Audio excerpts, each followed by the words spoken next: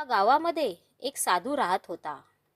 साधू जेव्हा जेव्हा नाचायचे तेव्हा पाऊस पडायचा. गावकरी सुद्धा साधूवर खूप खुश होते. जेव्हाही गावकऱ्यांना पाऊस पडावा असे वाटत होते तेव्हा जाऊन साधूला नाचायला सांगायचे आणि साधू नाचताच पाऊस पडायचा. एके दिवशी त्या गावामध्ये 4 तरुण आले. गावकऱ्यांनी या तरुणांना चमत्कारी साधूविषयी सांगितले. त्या मुलांना यावर विश्वासच बसत नव्हता. त्यानंतर गावकरी त्या मुलांना घेऊन साधूकडे गेले.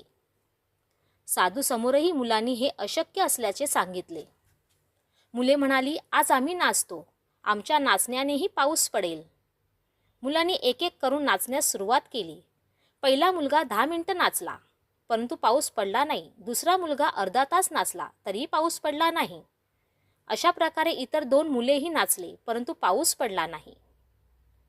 आता साधू नाचू लागले, परंतु 2 तास झाले, तरीही पाऊस पडला नाही.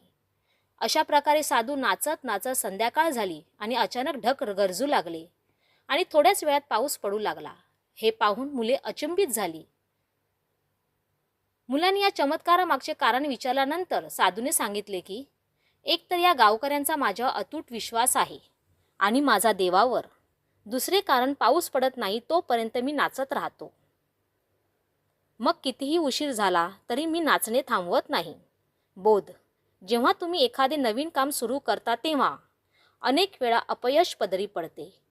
त्या अपयशामुळे तुम्ही काम करण्याचा प्रयत्न बंद करता. याउलट काही लोक यश प्राप्त होत नाही तोपर्यंत प्रयत्न करतात. अपयशाला घाबरू नये, उलट त्यामधून यशस्वी होण्यासाठी आपण आणखीन काय करावे याचा बोध घ्यावा. स्वतःवर पूर्ण विश्वास असल्यास काही अशक्य नाही.